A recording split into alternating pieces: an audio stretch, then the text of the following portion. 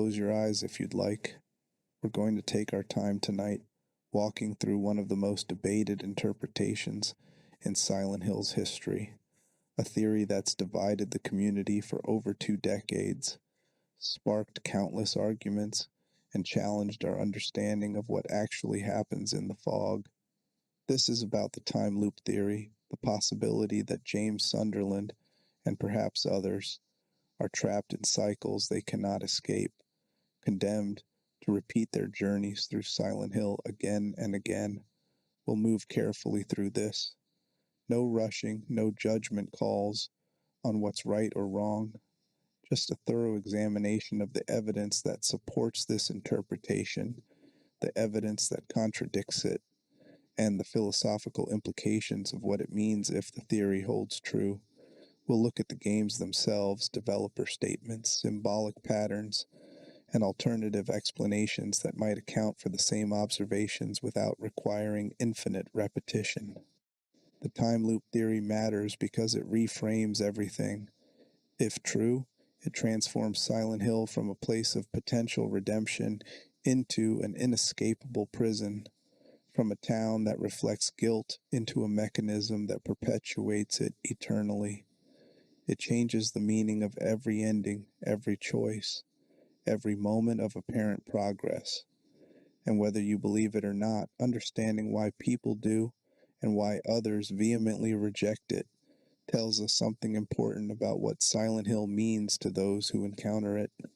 And as always, if you enjoy this content, make sure to subscribe for more deep dives and leave a comment telling us where in the world you are listening from.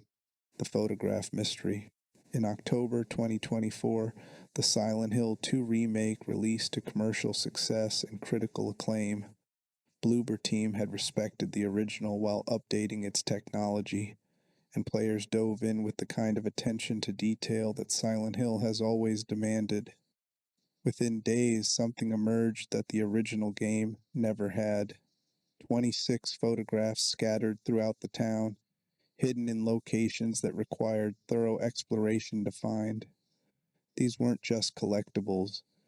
Each photograph depicted something from James's past, moments in Silent Hill, fragments of his life outside it, scenes that connected to his relationship with Mary. At first, they seemed like simple environmental storytelling, the remake's way of adding texture to James's backstory.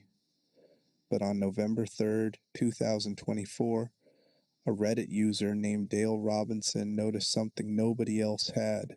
The photographs contained a hidden message. The solution was elegant in its simplicity. Each photograph showed a specific number of objects: open windows in one image, birds in another, people, cars, architectural features. Count those objects, note that number, and match it to the corresponding letter in the photograph's descriptive text.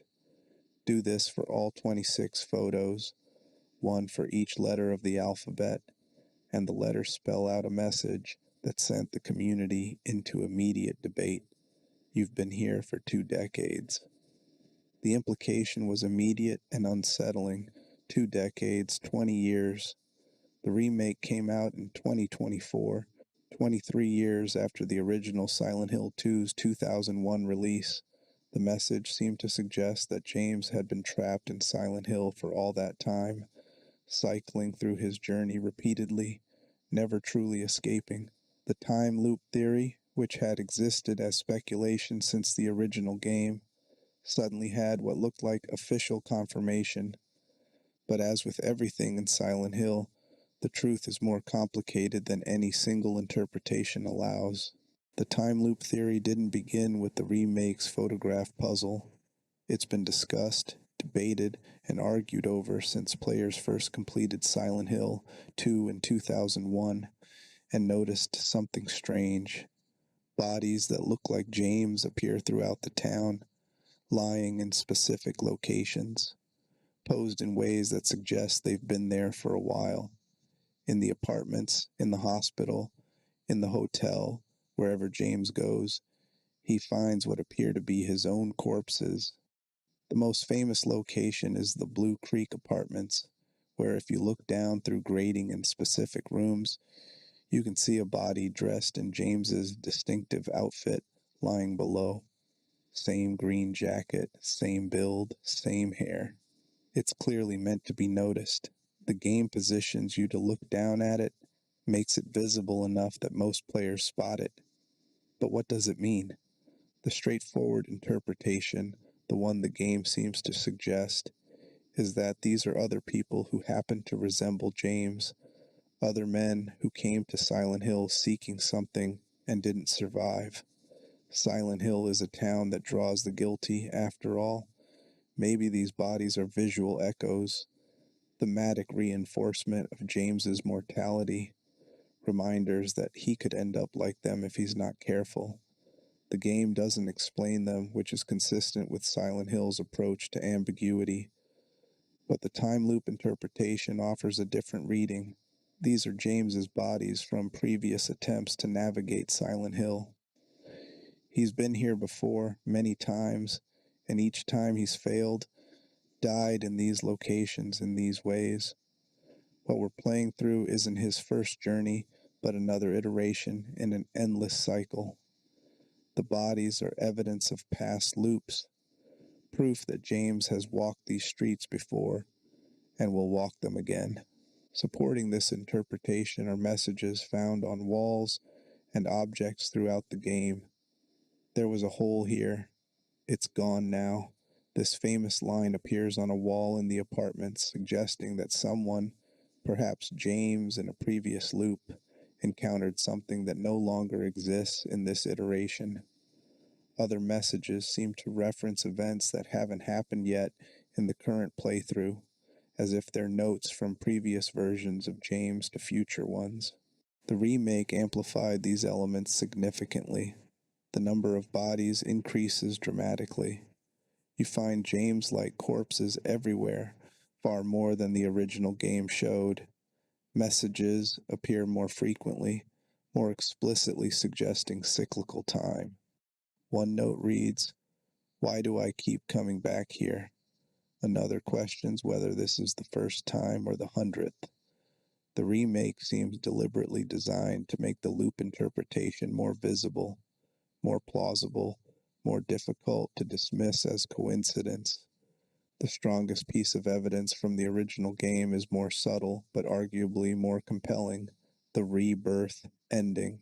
In this ending, James gathers occult items throughout his journey: the White Chrism, the Book of Lost Memories, the Crimson Ceremony, and uses them in a ritual on the island in Toluca Lake, where Mary's body waits. He performs a ceremony meant to resurrect her, and the ending suggests he succeeds, or at least believes he does. The screen fades as he begins the ritual, leaving the actual success ambiguous. But here's what makes this relevant to the loop theory. The ending implies James has been researching this ritual, preparing for it, acquiring knowledge about Silent Hill's power that he shouldn't possess on a first visit. How does James know about these items? How does he know where to find them? How does he know the ritual to perform? The game doesn't explain this, and the lack of explanation becomes suspicious. It suggests prior knowledge, previous attempts, experience accumulated over multiple iterations. Some theorists point to the dog ending as meta-commentary on the loop. In this joke ending, unlocked by finding a specific key in repeated playthroughs, James discovers that a Shiba Inu named Mira has been controlling everything from a control room, manipulating events throughout the game. It's absurd, clearly non-canon, meant to be funny after the emotional weight of the serious endings. But within the joke, there's a suggestion. Someone or something has been replaying these events, controlling the narrative, making James go through this journey multiple times. The dog is a humorous stand-in for whatever force might actually be orchestrating the loop. The remake's photograph message, "You've been here for 2 decades," seemed to validate all of this. It provided explicit textual evidence that James has been trapped since 2001, repeating his search for Mary across 20-plus years, never finding the resolution he seeks. The community erupted in discussion. Was this confirmation from Bloober Team and Konami? Was the loop theory now canon? Directors doubt. But then the complications began. Mateus Lenart, the creative director and lead designer for the Silent Hill 2 remake, gave interviews following the game's release. When asked about the photograph puzzle and the time loop theory, his responses were carefully measured and deliberately ambiguous. He acknowledged the theory's existence, confirmed the development team was aware of it, but stopped short of confirming it as intended canon. In one interview, Leonard discussed how the remake approached the original's ambiguities. He stated that Silent Hill 2 works because it allows multiple interpretations, because it respects player intelligence enough to leave things unexplained. The remake, he said, wanted to honor that ambiguity rather than collapse it into a single, definitive reading. The photographs and additional bodies weren't meant to confirm the loop theory absolutely, but to make it more visible as one possible interpretation among others. This statement is significant because it represents official commentary casting doubt on what seemed like official confirmation. Lenart essentially said, yes, the loop theory exists. Yes, we designed elements that support it. No, we're not telling you it's the correct interpretation. This kind of creative ambiguity is either admirably respectful of player agency or frustratingly evasive, depending on your perspective. Other developers involved with both the original and the remake have made similar comments over the years. Masahiro Ito, the monster designer and art director for Silent Hill 2, has been active on social media discussing the series. When asked about the loop theory specifically, he's given contradictory responses at different times, sometimes suggesting it's valid, other times implying it misses the point. This inconsistency could mean the development team itself was divided on the interpretation, or it could mean Ito is deliberately maintaining the ambiguity that makes Silent Hill effective. The problem with developer statements is that they exist outside the text. Games, like any narrative medium, ultimately communicate through what's actually in them. Death of the author as a critical concept suggests that creator intent matters less than what the work actually says and does. If Silent Hill 2 and its remake contain evidence supporting the loop theory, that evidence exists regardless of what developers claim they intended. If the evidence is genuinely ambiguous, allowing multiple readings, then no single developer statement can definitively close that ambiguity. But it's worth noting that when creators deliberately sow doubt about an interpretation their work seems to support, that's usually meaningful. If Lenart wanted the loop theory to be canon, the simplest approach would be stating it directly or making it textually unambiguous within the game itself. The fact that he doesn't, that he maintains interpretive space, suggests the ambiguity is the point, that Silent Hill 2 is designed to sustain multiple readings simultaneously. The fourth wall reading, one of the most compelling alternative interpretations of the photograph message, comes from Reddit user Odisha and others who've suggested the message isn't in universe at all. You've been here for 2 decades doesn't refer to James. It refers to us, the players. Silent Hill 2 released in September 2001. The remake came out in October 2024. That's 23 years, close enough to 2 decades for the message to work as a direct address to the gaming community. We've been revisiting Silent Hill 2 for 20 years, replaying it, analyzing it, dissecting every moment and symbol, unable to let it go. The loop isn't James's, it's ours. We're the ones trapped in cycles of interpretation. returning again and again to walk those foggy streets, never fully satisfied with any answer we find. This reading is sophisticated because it acknowledges the metatextual relationship between players and the game. Silent Hill 2 is famous for inspiring obsessive analysis. Academic papers have been written about it. Video essays run for hours. Fan theories proliferate endlessly. The game has sustained active community discussion for longer than most franchises remain culturally relevant at all. In that context, a message telling players you've been here for 2 decades is both accurate and profound. It's calling out the very behavior that led someone to find all 26 hidden photographs in the first place. Fourth wall breaks aren't unprecedented in Silent Hill. The dog ending is explicitly meta. The UFO endings in multiple games acknowledge their own absurdity. The series has always been aware of itself as a series, has always contained elements that wink at player knowledge and expectations. A message directed at players rather than James fits this tradition while avoiding the darker implications of condemning James himself to eternal repetition. This interpretation also explains why the message is hidden in a puzzle requiring multiple playthroughs to discover. You can't find all 26 photographs in a single run through the remake. Some are in locations you can't access depending on which path you take, which choices you make.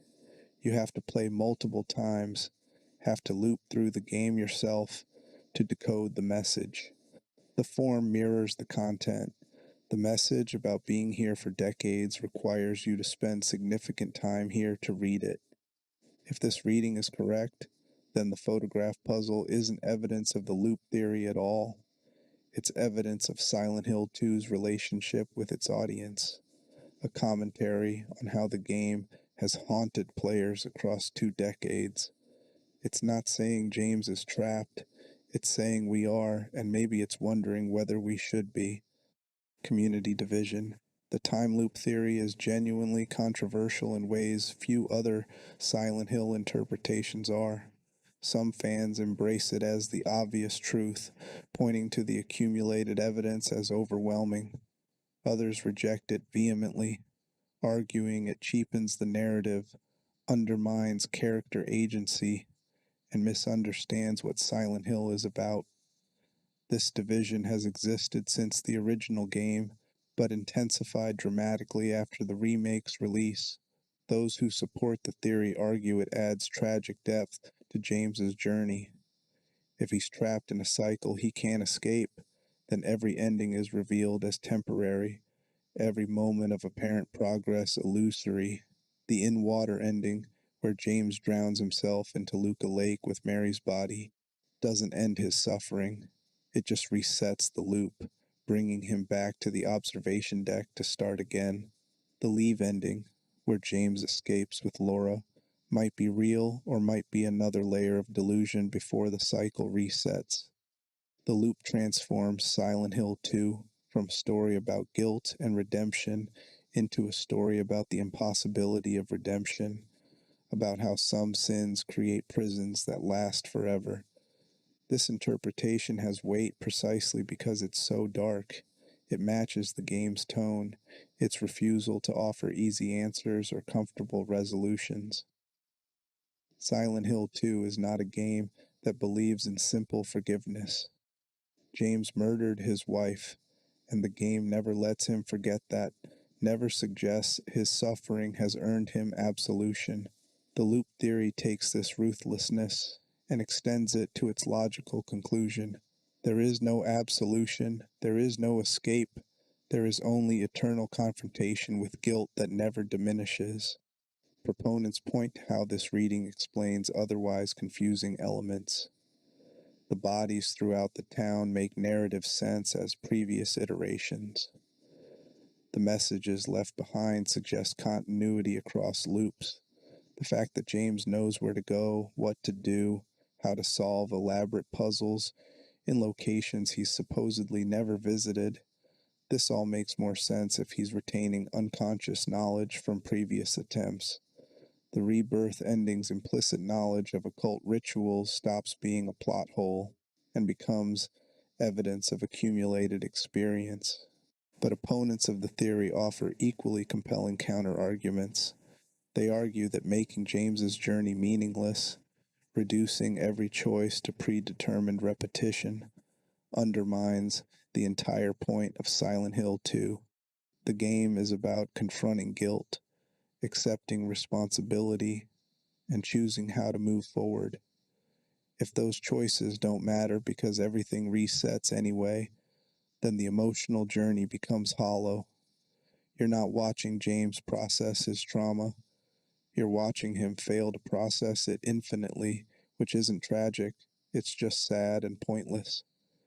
These critics suggest the bodies and messages have simpler explanations that don't require loop mechanics. The bodies might represent James's death drive, his unconscious desire for punishment manifesting as visions of himself dead. Sigmund Freud called this thanatos, the death instinct that exists alongside the life instinct in every human psyche. Silent Hill has the power to give physical form to psychological contents, to make the unconscious visible. If James harbors a death wish, if part of him wants to die for what he did to Mary, then the town might manifest that desire as corpses that look like him, showing him what he unconsciously seeks. This reading is textually supported. Two of Silent Hill 2's endings, in water and stillness, result in James's death, and both are triggered by player behavior that suggests depressive patterns. If you keep James at low health throughout the game, if you examine items related to Mary's death obsessively, if you demonstrate through gameplay that James is suicidal, the game gives you an ending where he dies. That suggests the bodies aren't past iterations but present psychological projection, the game showing you what James's mind contains. The messages, similarly, might not be temporal loops, but spatial manifestations of consciousness. If Silent Hill creates physical reality from mental contents, the notes that seem to come from past versions of James might actually be coming from other layers of his own mind, different aspects of his psyche externalized and communicating through written text. Why do I keep coming back here? Doesn't necessarily mean temporal repetition. It could mean psychological obsession, the way trauma survivors return mentally to their worst moments regardless of physical location. Some critics go further, arguing that the loop theory represents a fundamental misunderstanding of Silent Hill's mechanics. The series has always been about personal hells tailored to individual psychology. Harry's Silent Hill differs from James's, which differs from Heather's, which differs from Henry's. Each person experiences the town through the lens of their specific guilt and trauma. The suggestion that James is trapped in mechanical repetition contradicts this. It makes the town into a torture device rather than a mirror, turns it from a place of potential growth, however painful, into a prison with no purpose beyond punishment. There's also a narrative elegance argument. Silent Hill 2 works beautifully as a self-contained story. James comes to town, confronts his guilt, reaches some form of conclusion. That conclusion might be death, escape, delusion, or transcendence depending on which ending you receive, but it's a conclusion nonetheless. The game has narrative shape, builds to climax and resolution. Imposing an infinite loop onto that structure doesn't enhance it, it undermines it, suggesting that the careful narrative construction actually amounts to nothing because everything just resets. The unconscious world. To properly evaluate the loop theory, we need to understand how Silent Hill actually functions, what the town is, what it does, how it interacts with those who enter it. This requires getting into the metaphysics the games establish through their lore, symbolism, and mechanics. Silent Hill operates on a principle borrowed from multiple philosophical and spiritual traditions. Mind is matter, matter is mind. Everything that consciousness contains has a degree of physical reality. Thoughts, fears, memories, traumas, all of these exist not just as internal experiences, but as external forces that can shape the material world when conditions allow. This isn't unique to Silent Hill. It's a view found in Buddhism, Hermeticism, and the psychological theories of Carl Jung, all of which influenced the original game's creators.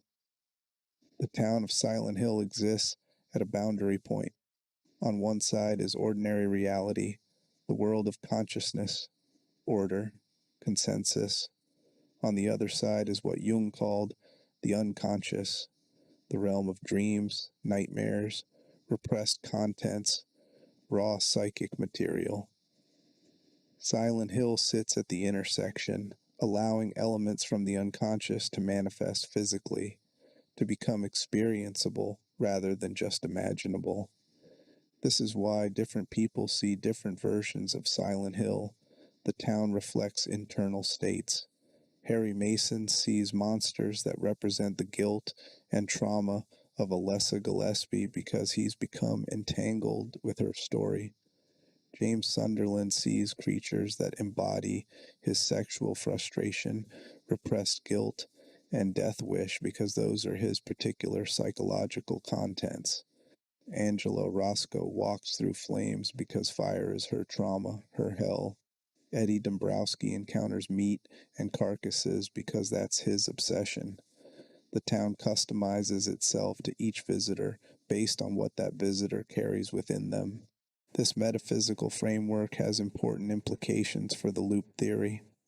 If Silent Hill is fundamentally a mirror of consciousness, then the question becomes, whose consciousness generates the repetition? If James is looping, is it because the town imposes a cycle on him, or because his consciousness is itself cyclical, trapped in obsessive patterns that manifest as literal repetition? Jung's theory of the unconscious distinguishes between personal and collective aspects. The personal unconscious contains contents relevant to you as an individual, your memories, traumas, potentials.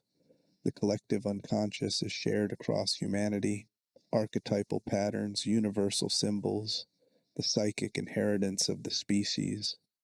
Both exist simultaneously, interpenetrating, with the personal unconscious emerging from and remaining connected to the collective. In Silent Hill 2, James experiences the products of his personal unconscious through the monsters he encounters, but he can also perceive others' unconscious contents when circumstances allow. He sees Abstract Daddy, which is Angela's monster, not his. He witnesses her personal hell even though it's not his to experience. This suggests that in Silent Hill, the boundaries between individual psyches can become permeable, that the collective unconscious provides a shared space where different people's nightmares can intersect. This framework offers another way to interpret the James-like bodies. They might not be James from previous loops, but manifestations from the collective unconscious, archetypal representations of man who killed his wife, guilty husband, murderer seeking punishment. Silent Hill could be showing James not his own past iterations, but universal patterns, other men throughout history and across the multiverse who've committed similar sins and suffered similar guilt. The bodies look like him because they represent his archetype, his role in the eternal drama of guilt and punishment. The multiverse. Here's where things get more speculative but potentially more interesting. Silent Hill's lore, particularly in the first game and expanded in supplementary materials, hints at multiverse mechanics. The town doesn't just reflect the present, it can access other times, other possibilities, other versions of events. In Silent Hill 1, Harry can experience Alessa's memories as if they're happening in the present, past and present collapse into each other in the other world. The temporal boundaries that normally structure experience become fluid. This could be explained as memory visualization, the town showing Harry relevant backstory. But it could also be interpreted more literally. The other world exists outside normal time, allowing access to different moments simultaneously. Masahiro Ito, the creature designer, has stated that all endings in Silent Hill are canon. Not that one ending is true and others false, but that all exist simultaneously in different iterations of reality. This makes sense within multiverse framework. Every time a choice point is reached, reality branches. James makes different decisions in different universes. In one universe, he leaves with Laura. In another, he drowns with Mary. In another, he attempts resurrection. In another, he finds Maria more compelling than memory. All versions exist. All are real. All are Silent Hill 2. This interpretation aligns with some real-world multiverse theories, particularly the many worlds interpretation of quantum mechanics. The basic idea is that when a decision point is reached, any decision, from major choices to quantum particle behavior, the universe splits. One version of reality continues where the decision went one way, another version where it went differently. Over time, countless universes proliferate, each representing a different sequence of choices. If Silent Hill operates on multiverse principles, then the loop theory could be reframed. James isn't trapped in repetition within a single timeline. Rather, what we're seeing is the convergence of multiple timelines, multiple versions of James who made different choices, whose bodies and messages exist simultaneously in a space where the boundaries between universes have broken down. This would explain the bodies without requiring temporal loops. They're not James from the past, they're James from other timelines, other possibilities. Some versions of James died in the apartments, some died in the hospital, some made it further or not as far. All of these exist at once in Silent Hill because the town's connection to the collective unconscious means it's also connected to all possible versions of events.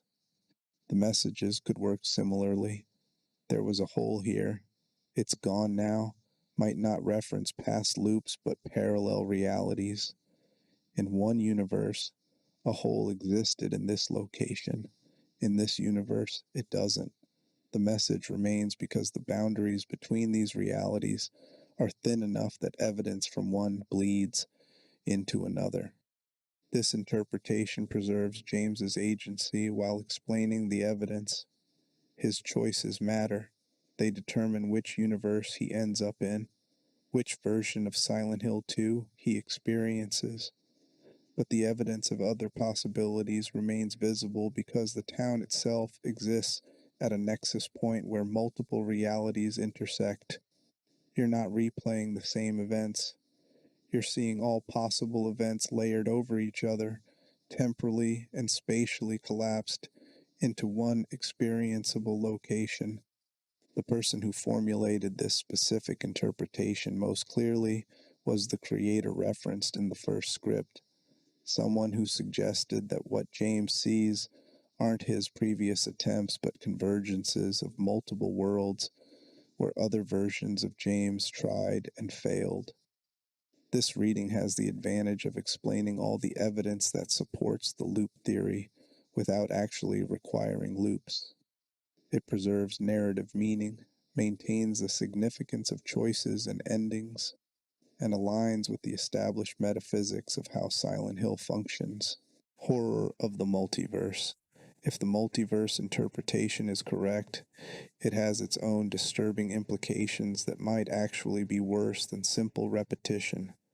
Consider what it means psychologically to experience the convergence of multiple realities. Your sense of identity, your ego, relies on continuity. You know who you are because you remember your choices, your experiences, your path through time. but what happens when you encounter evidence that other versions of you made different choices, had different experiences, ended up differently? What happens when you see your own corpse, but you're still alive? When you read notes you didn't write, but recognize your handwriting? When the environment shows traces of events you don't remember but feel intimately familiar? This would cause ego dissolution, the breakdown of your sense of being a coherent, continuous self. If James is experiencing multiverse convergence in Silent Hill, then every time he sees another body, reads another message, encounters another trace of a different timeline, his sense of who he is erodes a little more.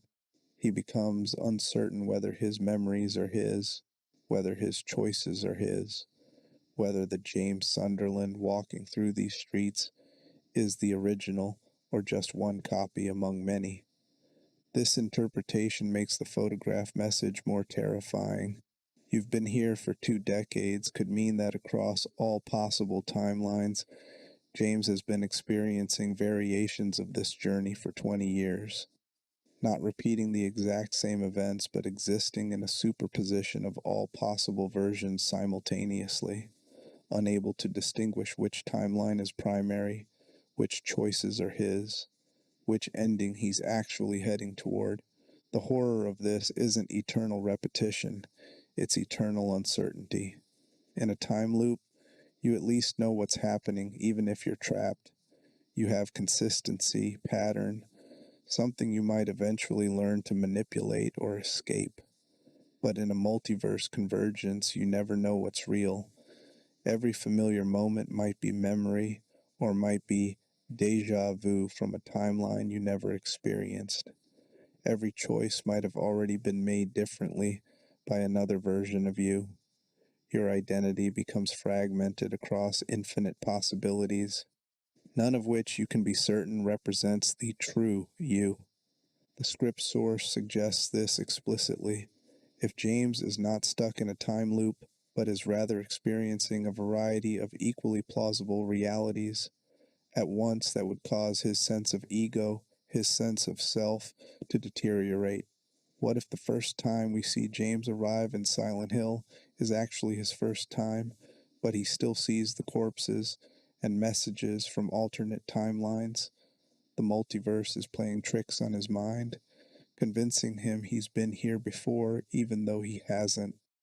Layer on the death drive interpretation, visions of himself dead from his own psychology, and add the alternate timeline evidence from actual multiverse mechanics, and James's psyche would shatter under the weight of all these overlapping realities.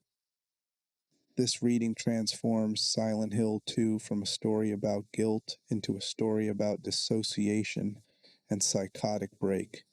James isn't processing his crime and finding resolution. He's experiencing simultaneous access to all possible versions of himself processing it, unable to distinguish which version is having which experience, losing the coherent narrative self that would allow for meaningful character arc or psychological growth. He's drowning not in Toluca Lake, but in infinite possibility, each version of himself pulling in different directions until the center cannot hold. Narrative costs and benefits.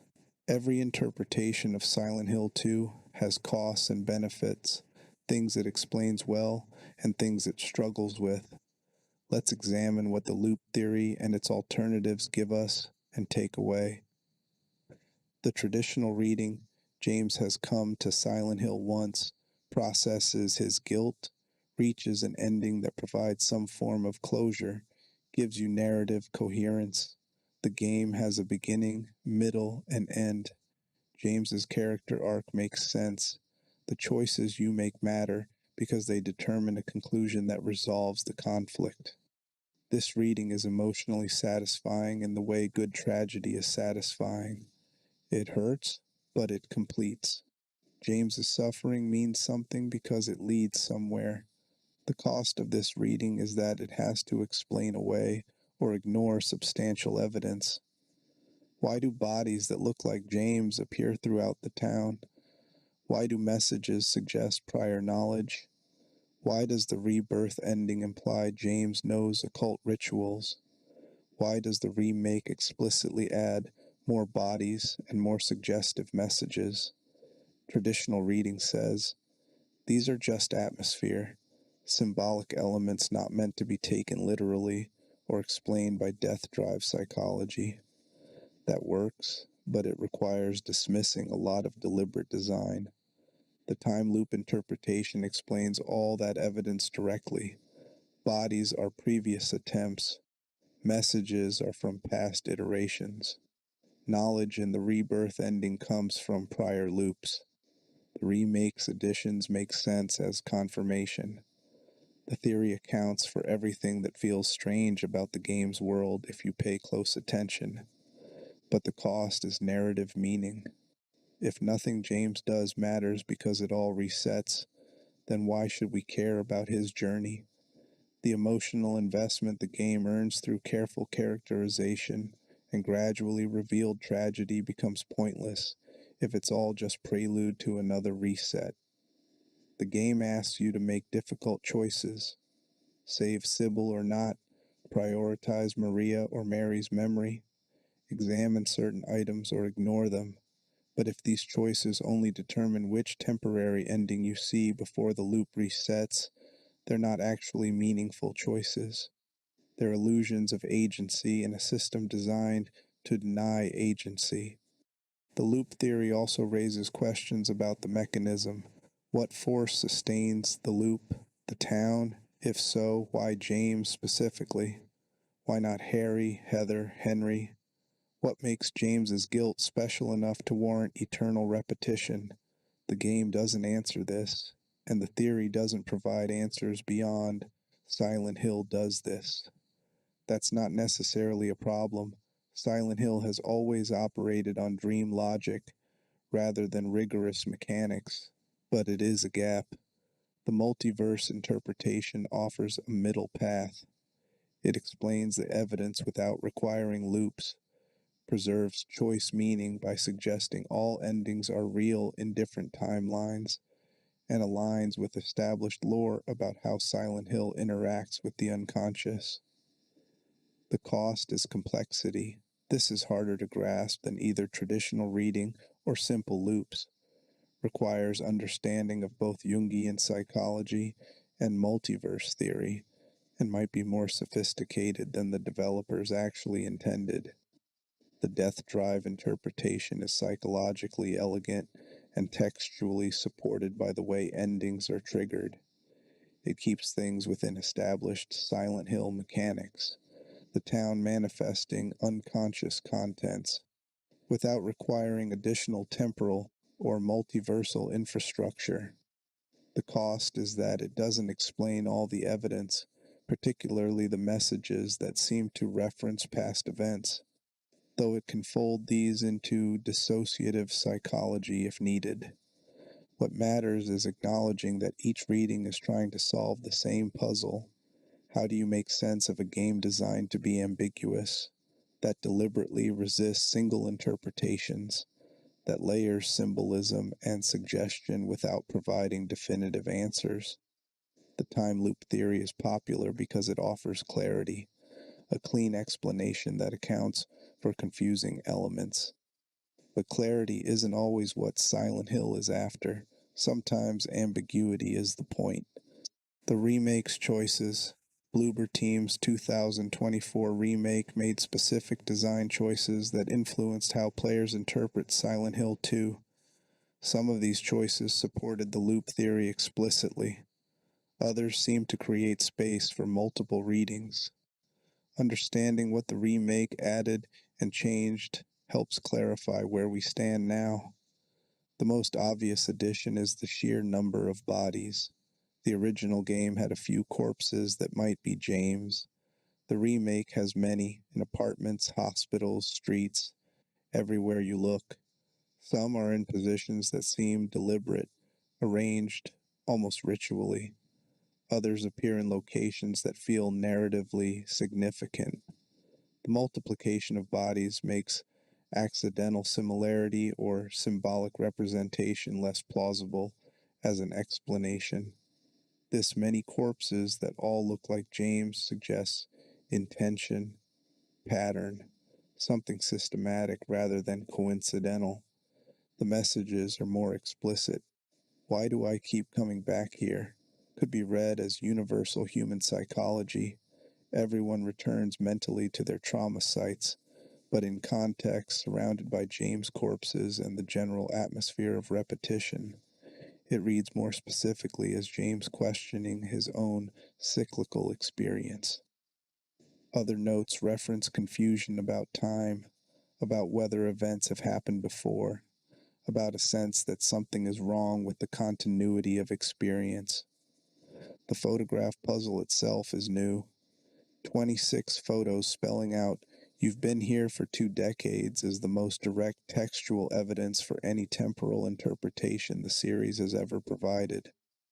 Whether it's addressed to James or the player, it makes time, specifically extended time, central to meaning in a way the original game kept implicit. But the remake also preserved the original's ambiguity in crucial ways. The endings are the same: leave, in water, Maria, rebirth, and the joke endings. The game doesn't add a loop ending where James realizes he's trapped and the cycle is made explicit. If Bloober Team wanted to canonize the loop theory definitively, they could have added an ending that states it clearly. They didn't. The photographs provide evidence but not certainty, confirmation but not closure. Mateusz Lenart's interviews emphasize that the remake tried to honor what made the original work. One of those things was interpretive openness. The game gives you evidence, lets you formulate theories, but doesn't tell you which theory is correct. This is fundamentally different from a game like Spec Ops: The Line, which eventually reveals its meta-narrative twist explicitly, or The Stanley Parable, which makes its commentary on player agency textual. Silent Hill 2, original and remake, maintains plausible deniability for all interpretations. The remake also added the glimpse of the past photos that show scenes from the original game, old graphics, old models, old locations rendered exactly as they were in 2001. These could support the loop theory. James is seeing memories of previous iterations, past versions of his journey, but they're also clearly metatextual, references for players who remember the original, Easter eggs celebrating the source material. They work on multiple levels simultaneously, which is consistent with Silent Hill's approach, but doesn't resolve ambiguity. What the remake demonstrates is that official developers working with Konami's blessing can add significant evidence for the loop theory without definitively confirming it. This suggests the ambiguity is valuable to the franchise, that keeping multiple interpretations alive serves Silent Hill better than collapsing them into canonical truth. The remake could have settled the debate. It chose not to. Fan resistance. The visceral negative reaction some fans have to the loop theory is worth examining. Why do people care so much about rejecting this interpretation? What's at stake for them? For many, it's about the meaning of James's journey.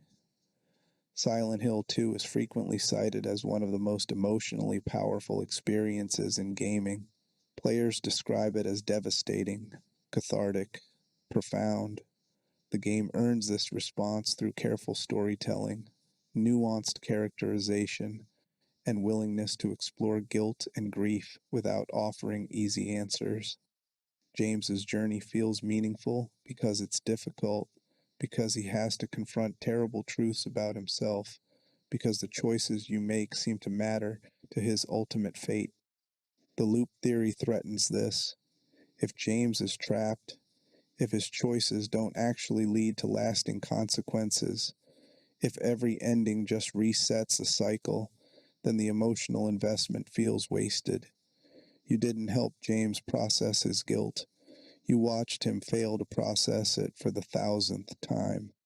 The catharsis of the in-water ending, James finally accepting his crime and choosing death, becomes hollow if death just brings him back to the observation deck.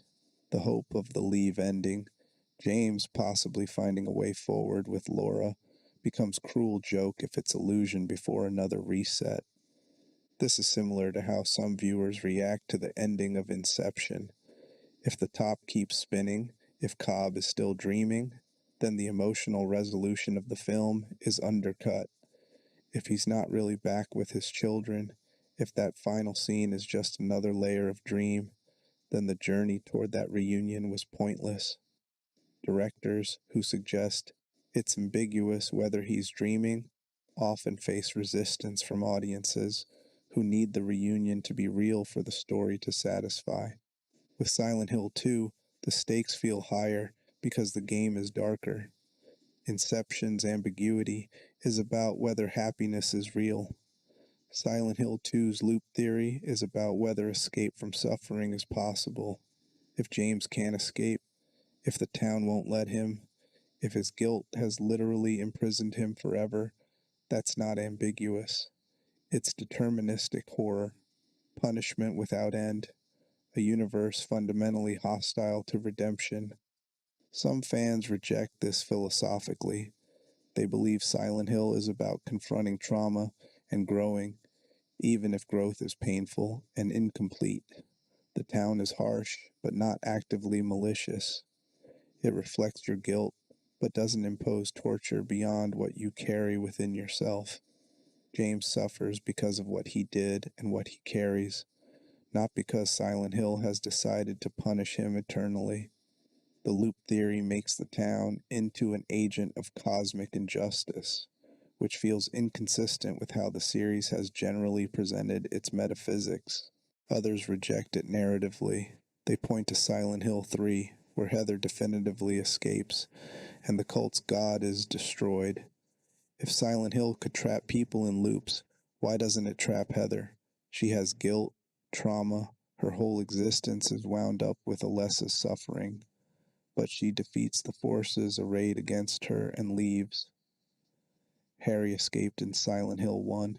Henry escapes in Silent Hill 4, though Room 302 remains haunted. The series has multiple examples of people successfully leaving Silent Hill, which suggests the town doesn't inherently trap everyone forever. Why would James be different? If the answer is his guilt is special, that requires explanation the game doesn't provide. Mary's murder was terrible, but Angela's trauma was arguably worse. Prolonged childhood sexual abuse, and she's not shown to be in a loop. Eddie's violence seems compulsive, likely to continue, but he's not looping. What makes James's crime uniquely unforgivable in a town where everyone who arrives has done something they can't forgive themselves for? The resistance also stems from how the theory is sometimes presented by its proponents. When advocates claim it's obviously canon, or you're missing the point if you don't see it, that triggers defensive reactions. Interpretive communities work best when they allow multiple readings to coexist. When one reading claims exclusive validity, others push back hard. Alternative frameworks. Beyond the loop theory and traditional reading, other interpretive frameworks have been proposed that account for Silent Hill 2's ambiguities differently. The simulation hypothesis.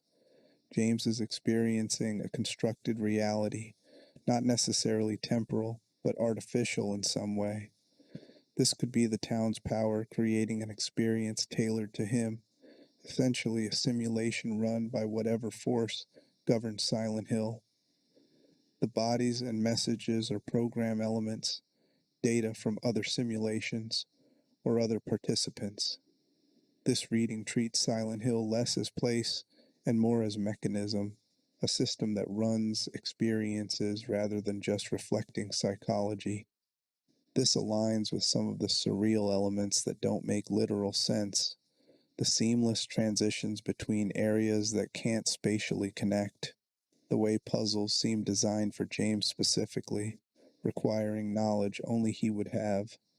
The fact that the town is essentially empty except for monsters and a few other guilt-ridden souls. If you're in a simulation, none of these things need realistic explanation. They're just how the simulation works. The dream hypothesis. The entire game is James's dream or dying hallucination. He never actually came to Silent Hill.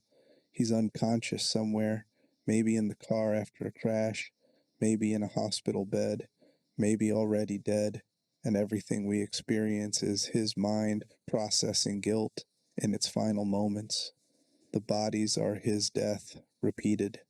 The messages are his fragmented thoughts. The other characters are aspects of himself in disguise. This reading is supported by the game's dreamlike logic. How do you solve a puzzle by examining a clock and it changes the building's layout? How does a key from a hospital work in a hotel dozens of blocks away? How does James navigate completely alien otherworld architecture with no hesitation? Dream logic explains this. The geography isn't real, the puzzles are symbolic. The entire structure is internal rather than external. The issue with this reading is it cheapens the story in a different way than loops do. It was all a dream is often a cop-out ending that invalidates everything that came before. If none of it happened, if Mary wasn't real, or was, but James never came to Silent Hill, then what have we been engaging with? Pure symbolism divorced from consequence, which might be thematically interesting but narratively hollow. The guilt echo theory. James is real, came to Silent Hill once, but what we're playing through is the town preserving his experience as a kind of recording. We're not playing as James in the present, we're experiencing the echo of his journey that the town captured and continues to replay. The bodies might be from others the town has similarly captured. The messages might be from different preserved experiences bleeding into each other. This preserves the meaningfulness of James's actual journey, while explaining why the town seems to contain multiple iterations of his presence. It also explains why we can play through multiple times getting different endings. We're not changing James's real fate, but exploring different possible versions the town has preserved or generated from his essential experience. Each alternative framework has strengths and weaknesses, explains some things while creating new questions. What they collectively demonstrate is that Silent Hill 2's ambiguity is deep enough to sustain multiple sophisticated readings, that the evidence is genuinely complex rather than clearly pointing in one direction. The Buddhist reading. One interpretation that deserves specific attention is the Buddhist reading, which the original script mentions in passing. The photograph message says 2 decades, but the loop theory connects this to the Buddhist concept of samsara, the cycle of death and rebirth that traps sentient beings until they achieve enlightenment. In Buddhist philosophy, samsara is suffering. You live, you die, you're reborn, you live again, on and on until you finally break through ignorance and achieve nirvana, release from the cycle. Each life is determined by karma accumulated in previous lives. Suffering isn't punishment but consequence, the natural result of actions and attachments. The way out is through letting go of desire, of ego, of the illusion that the self is permanent and separate from everything else. If Silent Hill 2 is structured around samsara, then James's loop isn't arbitrary cosmic punishment but karmic consequence. He killed Mary, generated profound negative karma, and now he's trapped in a cycle of confronting that karma until he achieves the insight that allows release. Each playthrough represents another rebirth, another chance to get it right, to reach the understanding that breaks the cycle. This reading treats the different endings as stages of progress. The in-water ending is James still fully identified with guilt, choosing death because he can't imagine moving past his crime. The Maria ending is James replacing Mary rather than letting go, staying attached to desire. The leave ending might represent progress, taking responsibility for Laura, moving forward. But whether it breaks the cycle depends on whether James has truly understood what he needs to understand. The rebirth ending becomes particularly interesting here. James attempting to resurrect Mary through occult ritual could represent his refusal to accept death and impermanence, the fundamental delusion that Buddhism identifies as the root of suffering. He wants Mary back, wants to undo what happened, refuses to accept that death is final. This attachment keeps him bound to samsara.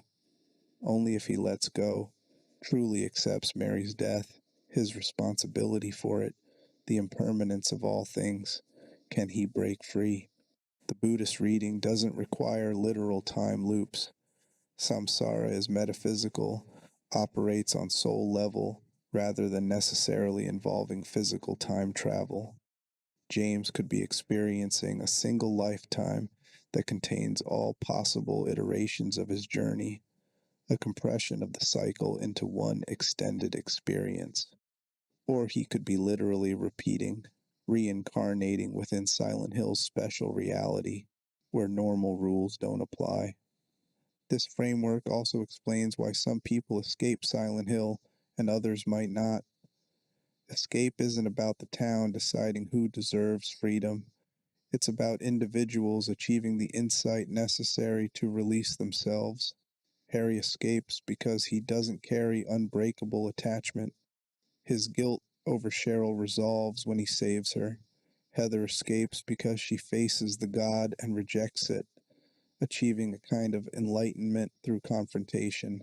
James might not escape because he hasn't achieved that insight yet, hasn't let go of what binds him. The bodies throughout the town in this reading could represent all the James selves that failed to achieve release. Each attempt that doesn't break the cycle leaves a corpse, evidence of suffering not yet transcended. The messages are teachings from previous selves to current self, attempted wisdom that might finally be heard. Why do I keep coming back here? Is the question of someone trapped in samsara who's beginning to realize they're trapped, the first step toward potential liberation. This interpretation has elegance because it draws on philosophical traditions the original Silent Hill team explicitly referenced. The games engage with Buddhism, Hermeticism, and Jungian psychology, all systems that deal with cycles, suffering, and transcendence. A Buddhist reading isn't imposing external framework, it's recognizing what the games already contain. Authorial intent versus textual meaning. This entire debate raises questions about how we interpret media, what we privilege when we analyze fiction, whose perspective matters most. These aren't simple questions, and different critical traditions answer them differently. One approach privileges authorial intent. What did the creators mean to communicate? If we can determine what Team Silent intended with the bodies and messages, that should determine correct interpretation. Interviews, developer commentary, design documents, these become primary evidence. By this logic, if Mateusz Lenart says the loop theory isn't definitively confirmed, then it isn't, regardless of what evidence players find in the game itself. The problem is that authorial intent is often inaccessible, contradictory, or simply irrelevant to how texts actually function. Roland Barthes, in his famous essay, The Death of the Author, argued that texts mean what they mean based on what's actually in them, not on what creators intended. Once a work is released, it belongs to readers/players/viewers, who will find meanings the authors never consciously intended. Trying to limit interpretation to authorial intent impoverishes the text. Another approach privileges textual meaning. What does the work itself actually say, independent of creator intention? By this standard, Silent Hill 2 and its remake contain significant evidence supporting the loop theory. That evidence exists in the text. Players aren't imagining the bodies or messages. They're really there, really designed to be found, really part of the game's fabric. If the game contains this evidence, then the interpretation is textually valid regardless of what developers claim they meant. But this approach has limits too. Without any anchoring in context, you can interpret text as saying almost anything.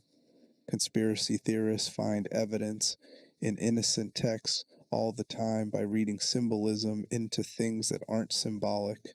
At some point, interpretation needs guardrails, ways to distinguish between readings that are textually grounded and readings that are projection. A middle position suggests intentional ambiguity. The creators designed the game to sustain multiple interpretations simultaneously, none of which is definitely correct.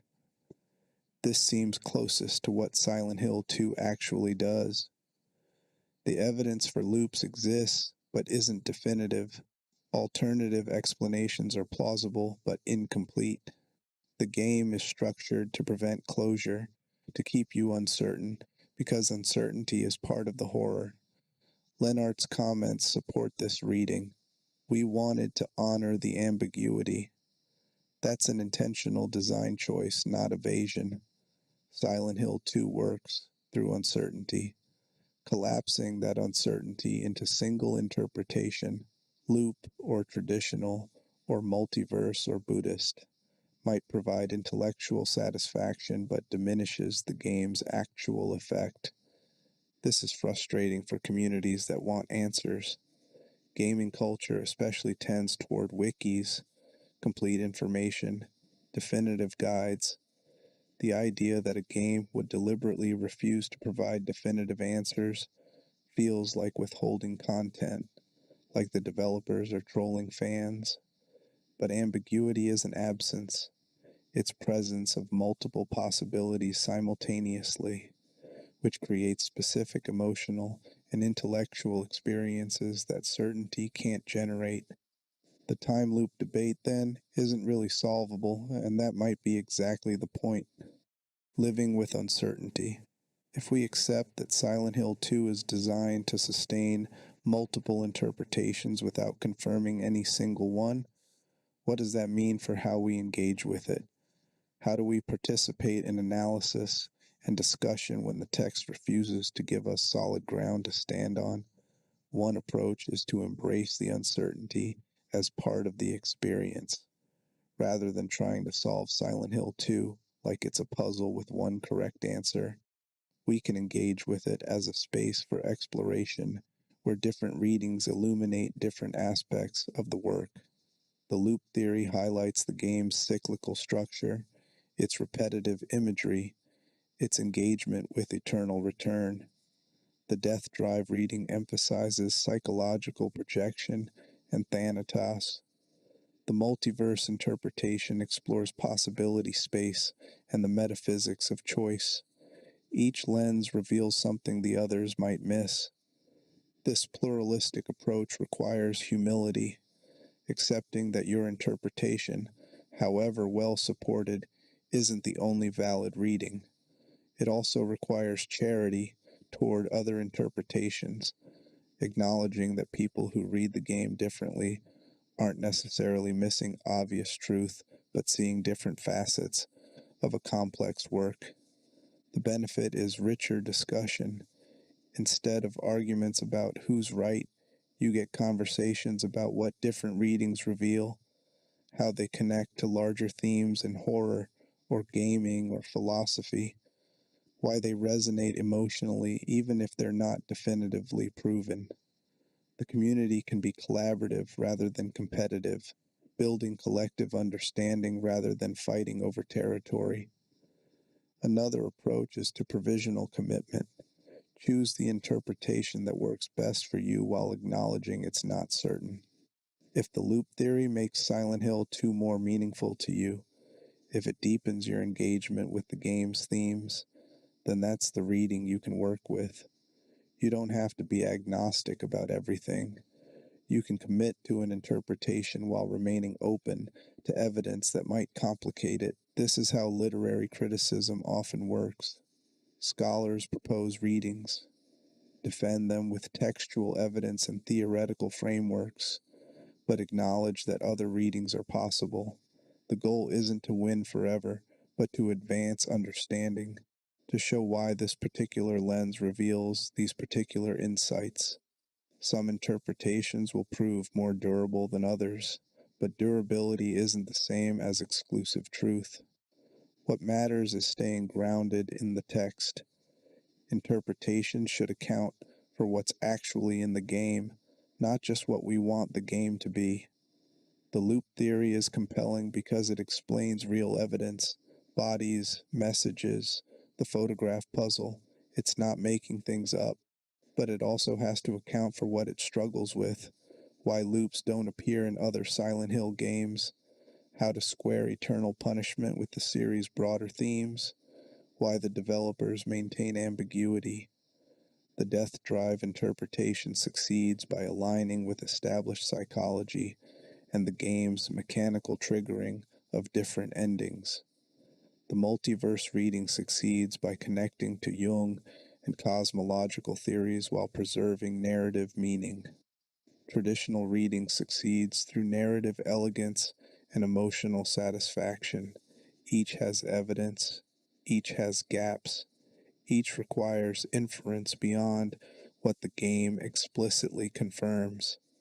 Living with uncertainty means accepting that some questions don't have clear answers, that ambiguity can be valuable rather than just frustrating, that multiple truths can coexist without all of them being equally true. Silent Hill 2 doesn't tell you whether James is looping, dying, experiencing multiple realities, or journeying once through processing his guilt. It shows you evidence and lets you decide, and that decision space is where the game actually lives. The value of the theory, regardless of whether the time loop theory is true in any definitive sense, it has value as an interpretive framework. The theory has generated thousands of hours of discussion, analysis, and creative engagement with Silent Hill 2. It's inspired video essays, academic papers, fan art, and community debate. This productive engagement is worth something independent of whether the interpretation is correct. Good interpretations make you see things you didn't notice before. The loop theory, whether you accept it or reject it, makes you pay attention to the bodies, the messages, the implications of the photograph puzzle, the structure of repetition built into the game through multiple endings and New Game Plus. It makes you think about time, about cycles, about what it means to be trapped in patterns you can't escape. These are valuable insights even if the specific mechanism of literal loops isn't confirmed. The theory also connects Silent Hill 2 to broader artistic and philosophical traditions. Eternal return as a concept appears in Nietzsche, in Buddhism, in Groundhog Day, and Russian Doll, in countless works that explore what it means to repeat experiences and whether repetition can lead to growth or only to exhaustion. Situating Silent Hill 2 within these conversations enriches both the game and the traditions it's being connected to. For some players, the loop theory transforms their experience of the game in ways that feel profound. If you believe James is trapped, that every ending just resets a cycle, that his suffering is eternal, then playing Silent Hill 2 becomes almost unbearably tragic. You're not helping James escape, you're witnessing his eternal failure. That's dark, possibly too dark for narrative comfort, but it's also dramatically powerful in its nihilistic completeness. Other players reject the theory precisely because of that darkness. They need Silent Hill 2 to be about redemption, even difficult and incomplete redemption, rather than just punishment. They need James's journey to matter, to lead somewhere, to mean something beyond "you suffer forever." That's valid too. Different people need different things from stories, and horror especially operates at the boundary of what we can psychologically tolerate.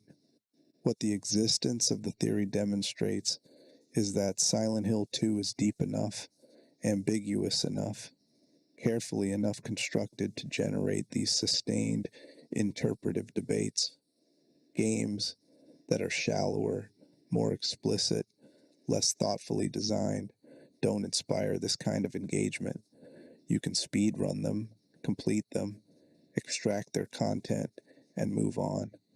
Silent Hill 2 has haunted players for 23 years because it won't be completely solved, won't give up all its meanings, continues to generate new readings as new players encounter it and bring fresh perspectives. The remake's additions, especially the photograph puzzle, have reignited the debate for a new generation. Players who never experienced the original now have opinions about whether James is looping. Communities that had moved on to other games are discussing Silent Hill 2 again. The theory's influence extends beyond its truth value. It's a productive framework that keeps the game alive in collective consciousness. Final perspective. So, where does this leave us? After examining the evidence, the alternative interpretations, the developer statements, the community reactions, and the philosophical implications, can we reach any conclusions about the time loop theory? The honest answer is, it depends on what you want from Silent Hill 2 and what evidence you find most compelling. The game genuinely sustains multiple readings. The loop theory has significant textual support, but isn't definitively confirmed. Alternative explanations account for the same evidence without requiring loops, but introduce their own complications. Developer statements suggest intentional ambiguity rather than hidden truth waiting to be discovered. If you need Silent Hill 2 to have a definitive answer, you'll probably be disappointed. The game is structured to resist that kind of closure, but if you can accept uncertainty, if you can hold multiple possibilities in mind simultaneously and appreciate what each reveals, then Silent Hill 2 becomes richer, not poorer, for its ambiguity.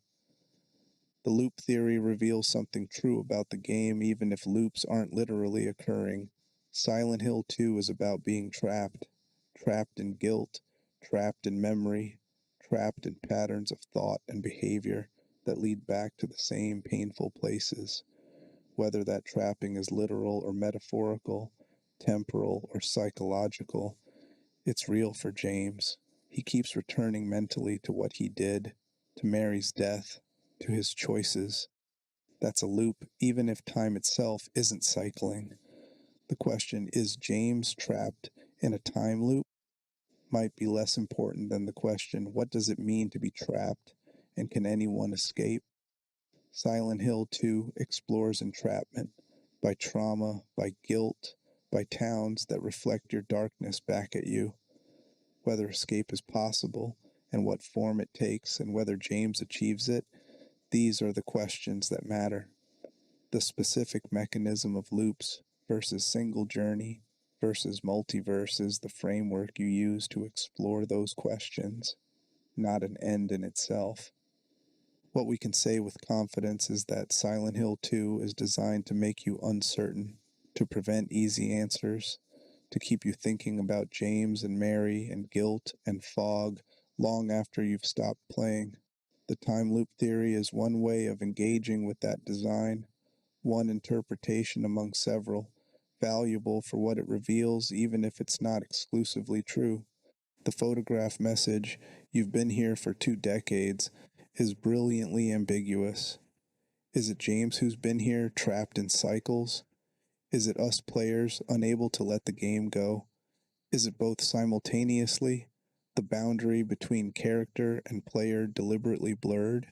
Silent Hill has always operated at the intersection of fiction and psychology, the place where imagined horrors become experientially real. The message works on multiple levels at once. which is exactly how Silent Hill operates. In the end, maybe the question isn't whether James is looping, but whether we are, returning to this town, to this story, to these foggy streets and rust-stained nightmares, again and again, finding new meanings, new interpretations, new reasons to walk once more through Silent Hill's eternal fog. We've been here for 2 decades. We're still here, and the town hasn't finished with us yet. The time loop theory will continue to be debated. New evidence will be found, new readings proposed. New players will encounter Silent Hill 2 and form their own conclusions. Some will embrace the loops as obvious truth. Others will reject them as missing the point. Most will exist somewhere in between, uncertain but engaged, thinking through the possibilities. That ongoing conversation is what keeps Silent Hill 2 alive. Not any single interpretation, but the collective struggle to understand, the community effort to make meaning from ambiguity, the shared experience of being haunted by a game that won't give up its secrets easily. The loop isn't necessarily James's. It might be ours, this pattern of returning, analyzing, debating, never quite satisfied with any answer we find. And if that's the real loop, if Silent Hill 2 has trapped us in endless interpretation, has made us walk its streets in our minds long after we've shut off the console, then maybe the game has succeeded in ways its creators never fully imagined. We're still here 2 decades later, still searching for Mary in the fog, still trying to understand what James did and what it means and whether escape is possible. Still trapped, still searching, still here. The fog hasn't lifted, the sirens haven't stopped, and somewhere in the streets of Silent Hill, James Mason walks on, through iteration after iteration, whether those iterations are temporal loops, or parallel realities, or the endless repetition of players experiencing his journey across decades. The town remembers, the guilt remains, and the question of whether this is James's first time or his thousandth might matter less than the fact that it's happening now, that we're experiencing it now, that the horror remains immediate and present despite 20 years of distance.